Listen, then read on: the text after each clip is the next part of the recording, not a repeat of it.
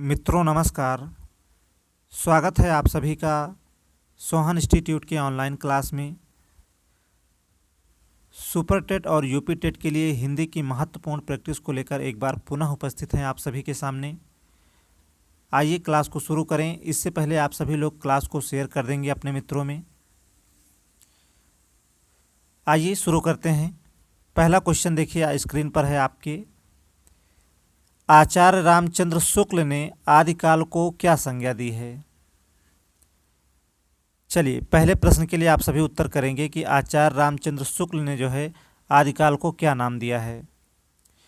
क्या चारण काल कहा है, बी में दिया है संधि काल व चारण काल कहा है, सी में दिया है आरंभिक काल कहा है और डी में दिया है सिद्ध सामंत काल कहा है। तो देखिए यहाँ आपके ऑप्शन में उत्तर नहीं दिया है, इसलिए आप लोग एक ऑप्शन ई यहाँ पर बना लेंगे।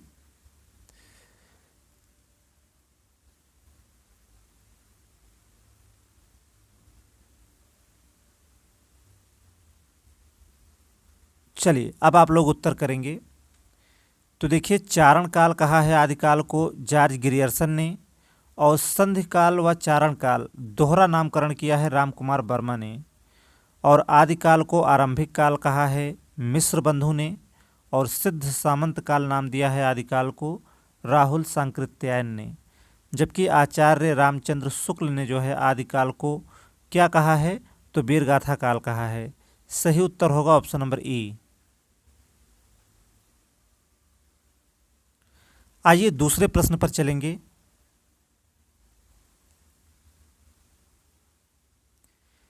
वीरगाथा काल का कवि कौन नहीं है इनमें से? चलिए आपको बताना है कि इनमें से जो है कौन वीरगाथा काल का कवि नहीं है। ऑप्शन में चंद्रबरदाई दिया है, बी ऑप्शन में नामदेव दिया है, सी में दिया है जगनिक और डी में दिया है मधुकर। तो देखिए वीरगाथा काल का कवि कौन है, तो देखिए चंद्रबरदाई हैं, जगनिक भी हैं और मधुकर भी हैं। आपसे पूछ रहा है कि वीरगाथा काल का कवि कौन नहीं है, तो देखिए नामदेव नहीं है। बी जो है आपका करेक्ट आंसर हो जाएगा यहाँ पर। चलिए दूसरे प्रश्न का सही उत्तर होगा ऑप्शन नंबर बी। आइए क्वेश्चन नंबर 3 पर चलेंगे।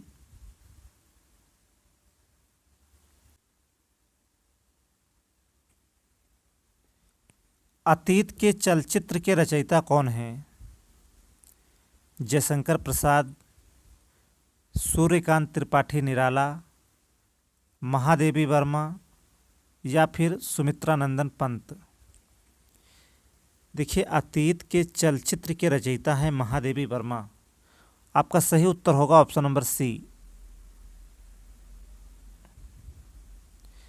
देखिए यहाँ से यह भी पूछता है कि यह किस विधा की जो है रचना है, तो देखिए यह रेखा चित्र है, और महादेवी वर्मा को देखिए आधुनिक मीरा के नाम से भी जाना जाता है।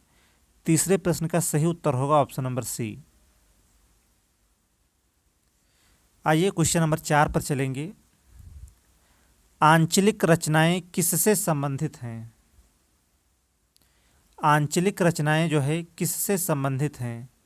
देश विशेष से, लोक विशेष से, क्षेत्र विशेष से या फिर जाति विशेष से।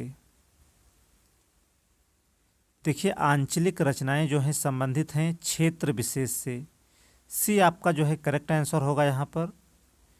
ए नहीं होगा, बी भी नहीं होगा और डी भी नहीं होगा। सही उत्तर होगा ऑप्शन नंबर सी। आइए नेक्स्ट क्वेश्चन पर आगे बढ़ेंगे। क्वेश्चन नंबर 5 देखिए। व्याकरण की दृष्टि से प्रेम शब्द क्या है? चलिए आपको बताना है कि व्याकरण की दृष्टि से प्रेम शब्द क्या है। क्या भाववाचक संज्ञा है, विशेषण है, क्रिया है या फिर अव्यय है? देखिए अव्यय नहीं होगा, क्रिया भी नहीं होगा और विशेषण भी नहीं होगा। प्रेम जो है भाववाचक संज्ञा है। सही उत्तर होगा ऑप्शन नंबर ए। आइए क्वेश्चन नंबर 6 पर जो है आगे बढ़ेंगे। लिंग की दृष्टि से दही शब्द क्या है? ऑप्शन में स्त्रीलिंग दिया है, पुल्लिंग दिया है, नपुंसक लिंग दिया है और उभय लिंग दिया है। तो देखिए दही जो है यह पुल्लिंग शब्द है, उभय लिंग नहीं होगा, नपुंसक लिंग भी नहीं होगा और स्त्रीलिंग भी नहीं होगा। दही जो है पुल्लिंग शब्द है। सही उत्तर होगा ऑप्शन नंबर बी। आइए क्वेश्चन नंबर 7 पर चलेंगे। काम का नाम बताने वाले शब्द को क्या कहते हैं? संज्ञा, सर्वनाम, क्रिया या फिर क्रिया विशेषण। देखिए काम का नाम बताने वाले शब्द को कहते हैं क्रिया। सही उत्तर होगा ऑप्शन नंबर सी। संज्ञा नहीं होगा, सर्वनाम भी नहीं होगा और क्रिया विशेषण भी नहीं होगा। उत्तर आपका सही होगा ऑप्शन नंबर सी। चलिए 8वें क्वेश्चन पर चलेंगे। प्रश्न संख्या 8 देखिए। मैं खाना खा चुका हूँ, इस वाक्य में भूतकालिक भेद इंगित कीजिए। ए ऑप्शन में दिया है सामान्य भूत है, बी में दिया है पूर्ण भूत है, सी में दिया है आसन्न भूत है और डी में दिया है संदिग्ध भूत है। देखिए मैं खाना खा चुका हूँ, यह जो है इसमें देखिए आसन्न भूत होगा। सही उत्तर होगा ऑप्शन नंबर सी। चलिए प्रश्न संख्या 9 पर चलेंगे। मृगेंद्र का पर्यायवाची शब्द क्या है? ए ऑप्शन में दिया है शार्दुल, बी ऑप्शन में दिया है अहि, सी ऑप्शन में दिया है हिरण और डी में दिया है कुरंग। देखिए मृगेंद्र का पर्यायवाची शब्द है शार्दुल। शार्दुल हो गया, केसरी हो गया, मृगराज हो गया, ये सभी उदाहरण है मृगेंद्र के। ए ऑप्शन जो है सही होगा यहाँ पर।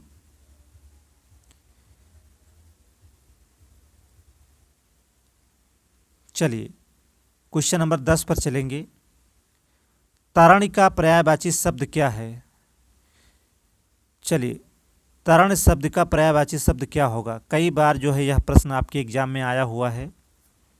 ऑप्शन में सूर्य दिया है, नाम दिया है, युति दिया है और नदी दिया है। तो देखिए तारण इस शब्द का जो है पर्यायवाची शब्द होगा सूर्य। सही उत्तर है ऑप्शन नंबर ए। चलिए अगले सवाल पर चलेंगे। अर्वाचीन का सही विलोम शब्द क्या होगा? नूतन होगा, नव्य होगा, प्राचीन होगा या फिर नवीन होगा? चलिए अर्वाचीन शब्द का आपको विलोम बताना है। देखिए नवीन नहीं होगा, नूतन भी नहीं होगा, नव्य भी नहीं होगा। देखिए अर्वाचीन का मतलब होता है नया और प्राचीन का मतलब होता है पुराना। सही उत्तर है ऑप्शन नंबर सी। आइए क्वेश्चन नंबर 12 पर चलेंगे। खड़ी बोली की उत्पत्ति हुई है।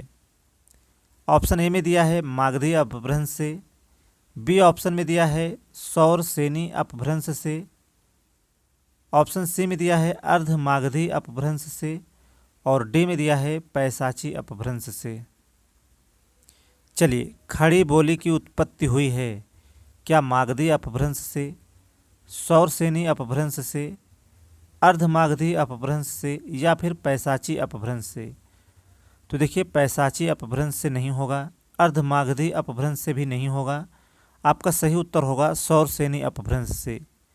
खड़ी बोली की उत्पत्ति हुई है सौर सेनी अपभ्रंश से। बी आपका करेक्ट आंसर होगा यहाँ पर। चलिए प्रश्न संख्या 13 पर चलेंगे।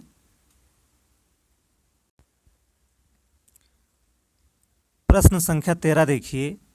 लोग हैं लागी कवित्त बनावत, मुह तो मेरे कवित्त बनावत।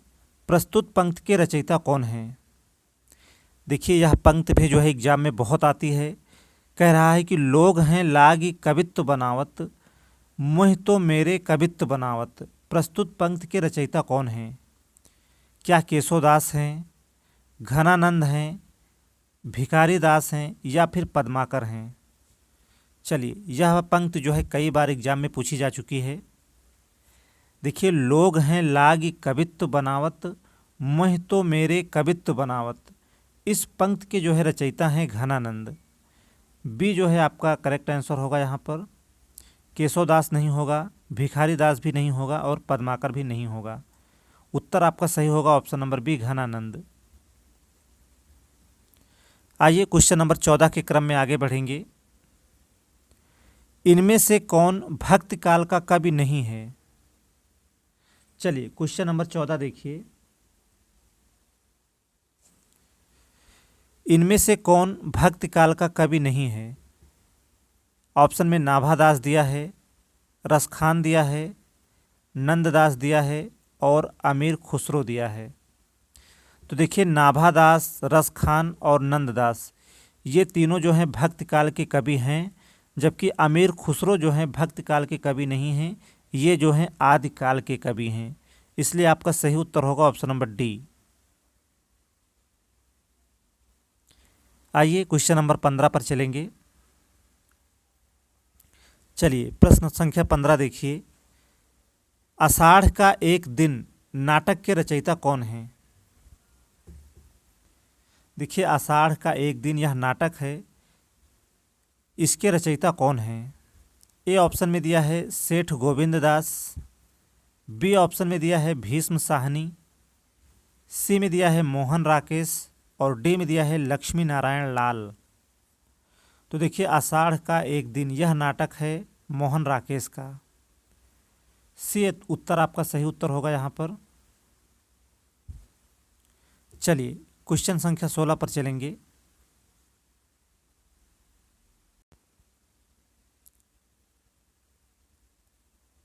राम पढ़ता है किस प्रकार का वाक्य है?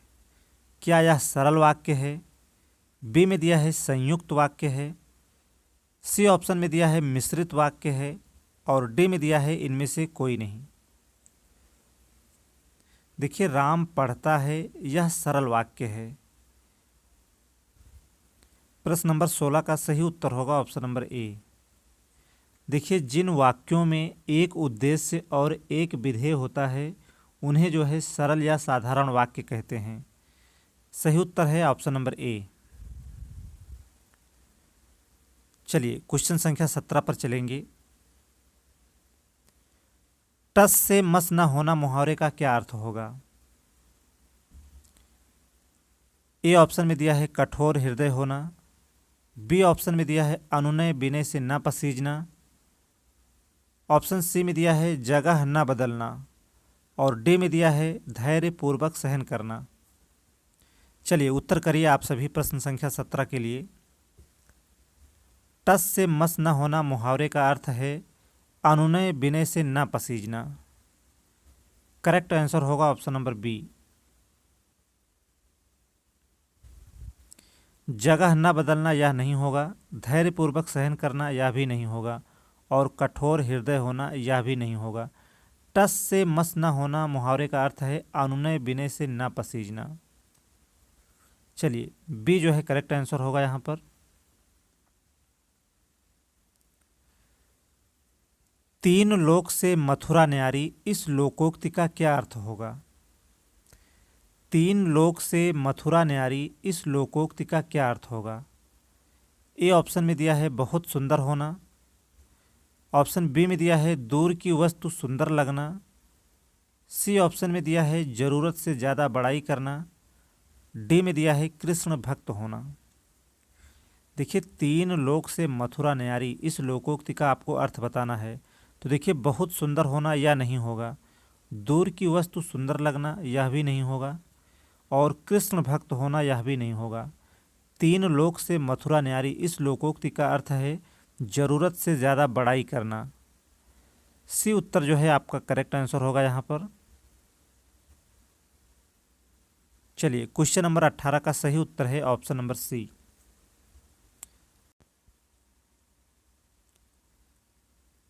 अगले सवाल पर चलेंगे। किलक अरे मैं नेह निहारूं, इन दांतों पर मोती वारूं, इन पंक्तियों में कौन सा रस है? चलिए किलक अरे मैं नेह निहारूं, इन दांतों पर मोती वारूं, इन पंक्तियों में कौन सा रस है?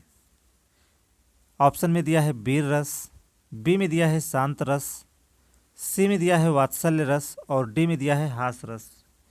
तो देखिए हास तो बिल्कुल नहीं होगा, शांत भी यहाँ नहीं होगा और वीर भी यहाँ नहीं होगा। देखिए किलक अरे मैं नेह निहारूं, इन दांतों पर मोती वारूं, इसमें जो है वात्सल्य रस है। सी जो है आपका करेक्ट आंसर होगा। चलिए आज के अंतिम क्वेश्चन पर चलेंगे। मुझे तोड़ लेना बनमाली, उस पथ पर तुम देना फेंक, मातृभूमि पर शीश चढ़ाने, जिस पथ जावें वीर अनेक। प्रस्तुत पंक्तियों के रचयिता कौन है? देखिए बहुत चर्चित पंक्ति है यह। आपसे पूछ रहा है कि मुझे तोड़ लेना बनमाली, उस पथ पर तुम देना फेंक, मातृभूमि पर शीश चढ़ाने, जिस पथ जावें वीर अनेक। प्रस्तुत पंक्तियों के रचयिता कौन हैं? ऑप्शन ए में दिया है सत्यनारायण पांडे, बी ऑप्शन में दिया है सोहनलाल द्विवेदी, ऑप्शन सी में दिया है बालकृष्ण शर्मा नवीन और डी में दिया है माखनलाल चतुर्वेदी। तो देखिए यह बहुत चर्चित पंक्ति है और यह पंक्ति है माखनलाल चतुर्वेदी की। डी जो है सही आंसर होगा यहाँ पर। चलिए प्रश्न संख्या 20 का जो है करेक्ट आंसर होगा ऑप्शन नंबर डी। और देखिए यह अंतिम क्वेश्चन था। सेशन कैसा रहा आप सभी कमेंट में ज़रूर बताएं। और देखिए जिन साथियों ने चैनल को अभी सब्सक्राइब नहीं किया है, आप सभी चैनल को सब्सक्राइब कर लें और ज़्यादा से ज़्यादा क्लास को जो है अपने दोस्तों में ज़रूर शेयर किया करें आप सभी। आज के लिए सिर्फ इतना ही। क्लास में लगातार जुड़े रहने के लिए आप सभी मित्रों का बहुत बहुत धन्यवाद।